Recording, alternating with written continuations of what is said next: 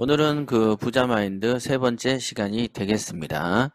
자, 오늘 읽어가면서 또 한번 설명을 해드리겠습니다. 자, 한번 읽어볼게요. 자, 남의 다리를 긁는 공부법은 이제 그만, 이렇게 주제를 했네요. 경매 투자를 하기 위해서는 어떤 공부를 해야 될까요? 대학교나 거의 모든 경매 교육 기관에서는 경매 공부와 권리 분석을 동일시하는 기본 전제를 깔고 공부를 시키고 있습니다. 배우는 사람이야 초보자이니 가르치는 사람의 말이 전부 옳은 줄 알고 배우게 됩니다. 그러나 경매 공부는 자격증 공부가 아닙니다. 오직 경매 공부를 하는 목적은 뭐죠? 돈을 벌기 위해서입니다. 만일 경매를 가르치는 사람이 실제로 경매 투자를 돈을 번 사람이라면 결코 권리 분석만을 강조할 수 없을 겁니다. 예. 되게 중요한 영역입니다. 권리 분석이 얼마나 중요한가? 예, 저는 그러죠. 협회의 기본 원칙은 5%도 안 된다라고 얘기를 합니다. 그러면 이 말을 과연 사람들이 믿는가? 절대 믿지 않습니다. 절대 안 믿더군요. 그러면 절대 안 믿는 사람을 보고 저는 어떻게 생각하는가? 엄청 미련하다고 생각을 합니다. 여태 해오면서 실패했던 방식을 또다시 고집하는 사람들이 되게 많이 있습니다. 제가 단언컨대 권리 분석은 중요한 것이 아니다 라고 얘기할 수가 있습니다. 여러분이 과거에 배웠거나 배우고 있는 경매 공부의 90%가 권리 분석이라면 더 배울 필요도 없이 경매 투자로 부자로 살기는 틀렸다라고 생각을 하더라도 지나치지 않는 추측이다. 네, 정답입니다. 지나치지 않는 추측이죠. 저가 이렇게 보면 경매에 있어서 권리 분석을 중시하거나 심지어는 그 경매 사이트 있죠. 경매 사이트에도 보면 무슨 뭐 변호사들이나 알 수 있는 그런 문제를 내놓고 거기에 이제 답변을 달게 해놓는 그런 공간을 제가 봤어요. 그러면 막 사람들이 막 법을 찾아가면서 뒤지고 판단하고 난리를 칩니다. 그 시간에 물건 검색이나 더 많이 하는 게 돈을 버는 길입니다. 일단은 그런 거에 빠지는 순간 돈하고는 인연이 없어진다라고 보시면 정답이 되겠습니다. 왜 그런가를 설명하는데 많이 저는 여러 곳에 설명을 했지만 역시 말을 못 알아듣는 사람을 더 많이 봤기 때문에 기본적으로 좀 답답증이 있습니다. 저는 누군가에게 설명을 하면 이렇게 시원하고 후련한 느낌이 있어야 되는데 답답한 느낌을 많이 받습니다. 감사한 마음이 들어야 되는데 그런 사람이 없다 보니까 더 답답하죠. 그러다 보니까 어떻게 되냐면 말을 아끼게 되고 안 알려주게 되고 이렇게 되는 그런 성격이 자연스럽게 몸에 배이는 것 같습니다. 저는 이 책에서 경매 투자를 왜 해야 하고 경매 투자를 하면 어떤 점이 좋고 경매 고수로 성장하기 위해서 배워야 할 것들은 무엇인가? 투자를 실패한 사람은 어떤 사람들인가에 대해서 설명을 합니다. 라고 이제 적었네요. 권리 분석이 경매 투자에 차지하는 비율은 5%밖에 되지 않는데 많은 사람들이 5%를 공부하기 위해서 수개월씩 투자하고 자신이 투자에 성공하지 못한 이유는 권리 분석을 하지 못해서라는 식의 잘못된 견해를 갖고 있기도 합니다. 대다수가 그렇죠. 대다수가. 그래서 뭐 이런 거는 너무 흔하니까 뭐 더 말할 필요도 없고요. 교육을 하는 사람들조차도 자신이 경매 투자로 부자가 된 사람이 아니기에 나머지 95%를 가르치지 못하는 것입니다. 예, 맞습니다. 부자가 되려면 자신을 먼저 부자로 바꾼 후 경매를 선택하세요.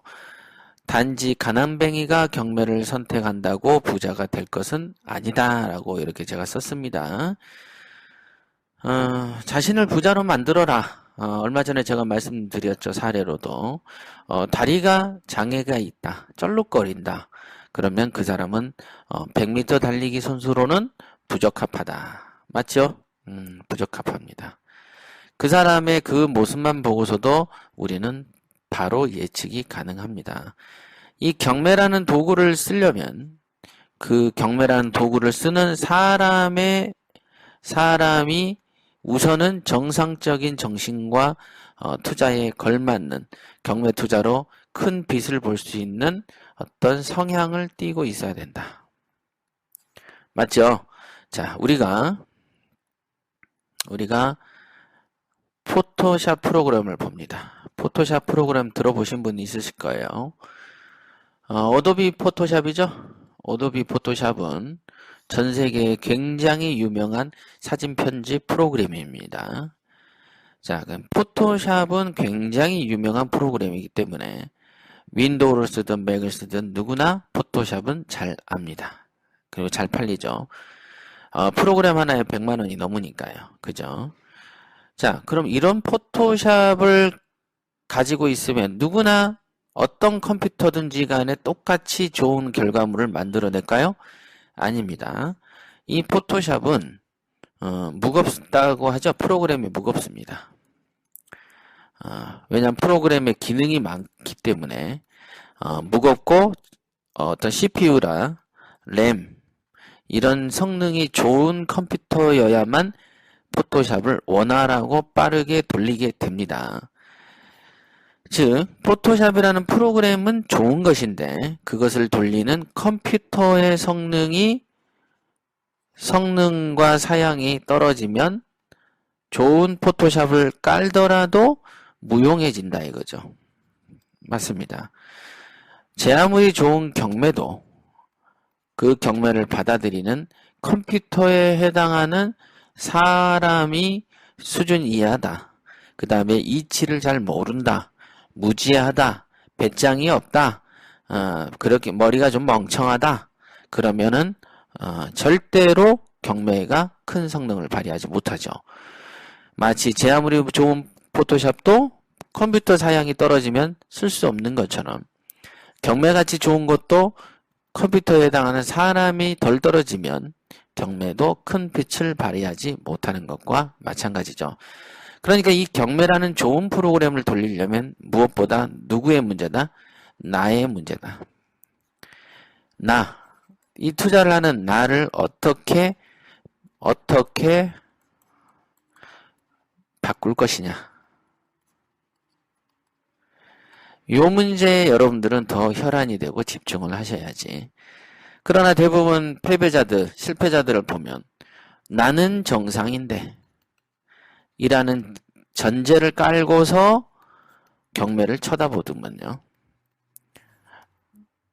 경매를 굴리기 위해서 나를 어떻게 바꿀 것인가를 생각해야 되는데 그 생각을 하기는커녕 내가 정상인데 경매랑은 나랑 안 맞아 라고 생각을 하는 사람이 훨씬 많습니다. 그러면 이러죠. 아유 경매 재미없더나 이렇게 생각을 합니다. 자기의 무지는 전혀 생각하지 않는 거죠. 이런 사람들이 더 많습니다.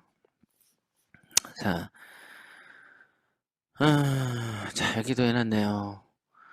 여러분 스스로를 소중히 여긴다면 한번 부자가 되어봐야 하지 않겠습니까? 누가 여러분을 부자로 살게 해줄 수 있습니까? 여러분의 부모님조차도 여러분을 부자로 살게 해줄 수는 없습니다. 라고 적었네요.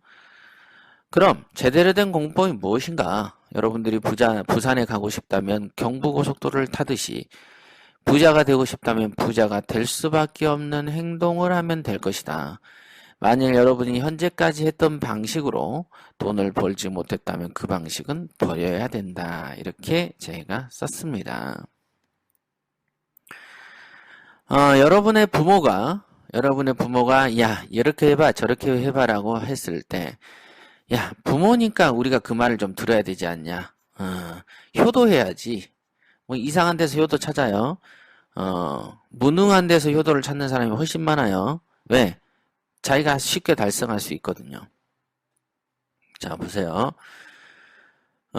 여러분의 현재의 삶을 살펴보십시오. 현재의 삶을 봤을 때 만족스럽습니까?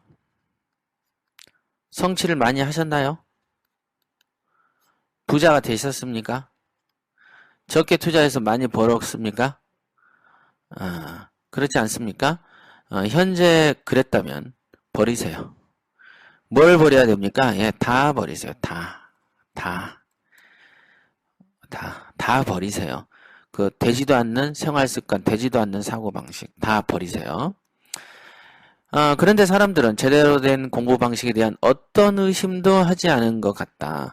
뭔가 잘못되었다는 문제의식이 없다는 것은 거꾸로 말해서 굳이 부자가 되고 싶지 않다는 생각을 하는 것과 같습니다. 부자가 되고 싶지 않은 사람들에게까지 제가 가르칠 능력은 없습니다. 하지만 진정으로 부자가 되고 싶어서 경매를 선택하였으나 단지 잘못 배워서 그 꿈을 이루지 못한 사람이라면 충분히 제가 가르칠 수가 있다라고 얘기를 했습니다. 자, 생각해 봅시다. 경매가 가진 특징은요. 지식으로 해결할 수 있는 영역과 지식과 무관한 영역으로 나누는데요. 지식과 관련된 거는 권리 분석과 법적 절차 이렇게 되는 것이죠. 지식으로 해결할 수 있는 부분. 지식과 무관한 영역은 임장, 시세 분석, 낙찰가 결정, 명도, 판매다. 요거는 지식하고 좀 무관한 영역이 되겠습니다. 그렇죠?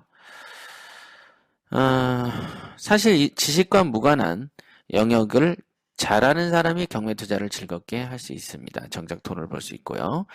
이 영역에 대한 특별한 교수법이 존재하지 않다 보니 경매라는 좋은 재테크를 선택하고서도 결국은 부자가 될 자질을 갖춘 사람만 부자가 되는 겁니다.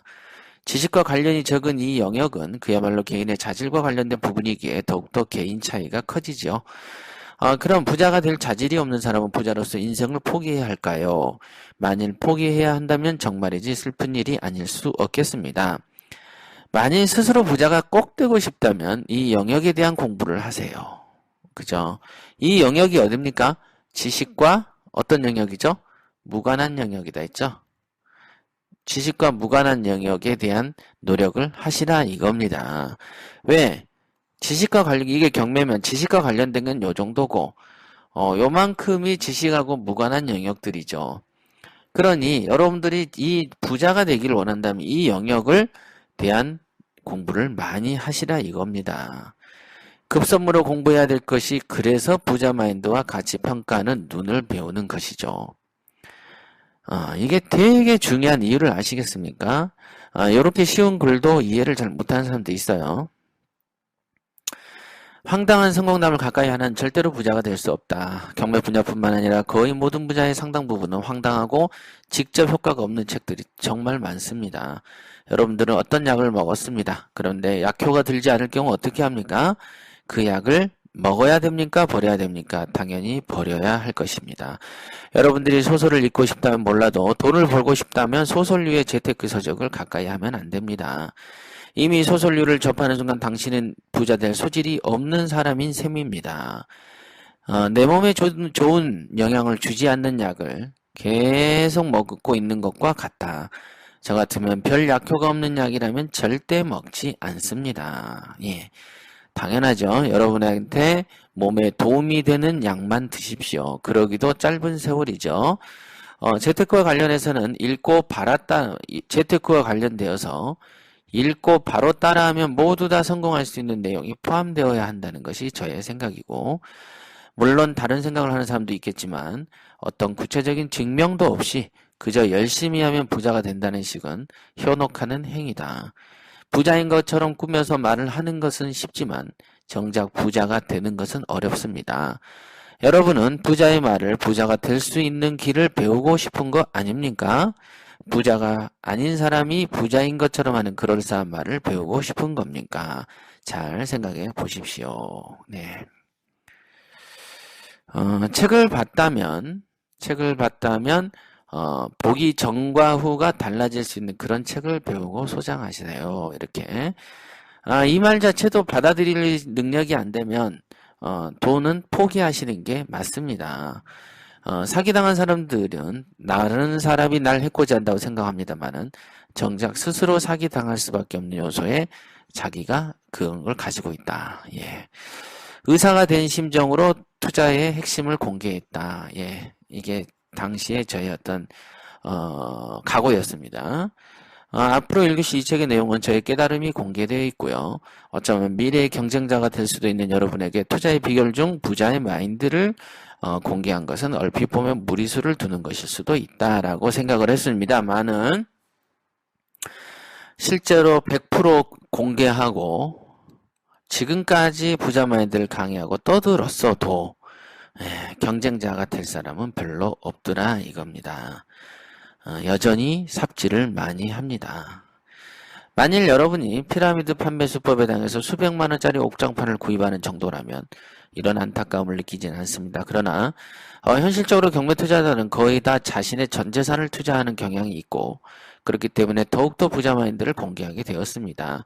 첫 단추를 꿰매는 게 중요한 듯이 경매를 처음 접할 당시 배운 지식이나 잠깐만요. 배운 지식이나 사고방식을 잘 깨는 게 중요합니다. 잘못된 방식으로 배우고 그것이 옳다고 생각해 버리다 보니 점점 더 부자의 길에서 멀어져 버리는 것이다. 처음에는 이런 사람들을 볼 때 한심하다는 생각이 지배적이었으나 세월이 지나다 보니 불쌍한 마음이 듭니다. 예, 맞습니다. 처음에는 좀 한심하고 저대로 살다가 뒤져라 이렇게 생각을 한 적도 솔직히 있습니다만은 요즘에는 좀 불쌍한 생각도 들죠. 그리고 돈을 벌고 싶어서 교육을 받는 사람들의 뜨거운 열망을 무시하는 교육기관들처럼 해서는 안 된다는 사명감도 저가 갖게 됐고요. 그래서 저한테 물어보는 분들이 있어요. 어떻게 이런 거를 공짜로도 가르치고 알토란에서 공짜로도 가르치잖아요. 그 다음에 5만 원짜리도 가르쳐요. 너무 이렇게 저렴하게 가르치는 걸 보고 왜 돈도 많이 버셨을 것 같고 부동산도 많이 사셨는데 이런 짓을 뭐하러 하십니까? 라는 얘기도 저는 가끔 듣습니다만은 일종의 사명감을 느낀 것도 있다고 볼 수 있습니다. 부자 마인드를 교육한다 손 치더라도 어차피 알아듣고 인생을 바꿀 사람은 그리 많지 않을 것이란 게 저의 생각입니다. 관성의 법칙처럼 수십 년 동안 해온 잘못된 사고방식과 투자 방식을 개선하는 것은 알코올 중독자나 담배 애호가가 술과 담배를 끊지 못하는 것과 같기 때문이다. 부자가 되는 길을 막아서는 가장 큰 장애물은 남이 아닌 자신이라는 점을 알아야 되고요. 맹자의 글 중에 측은지심을 뜻한 내용이 있습니다. 어떤 악한이라도 어린아이가 우물에 빠지려고 할 때 느끼는 감정은 같을 것이다 라는 것인데요. 경매를 교육하고 있는 저희 입장도 이와 같아서 잘못된 길에 빠지는 투자자들에게 마치 제가 의사된 심정으로 글을 쓴 것임을 알아주십시오. 제발 좋은 약을 드시고 몸과 정신을 건강하게 해서 부자 되는 길에 들어서기를 간절히 기원합니다. 예. 이렇게 제가 썼네요. 저도 이거를 제가 썼지만 쓴 이후에 한 번도 읽어본 적이 없습니다. 참 잘 썼던 것 같습니다. 요렇게 해놓고 이제 저희 그 머릿말을 마감했네요. 예. 그 다음 시간에는 여기 1편 있죠? 처음부터 이제 시작을 하겠습니다. 처음에 이제 제목을 한번 보여드리려고요. 자, 현실 진단의 장이네요. 그죠?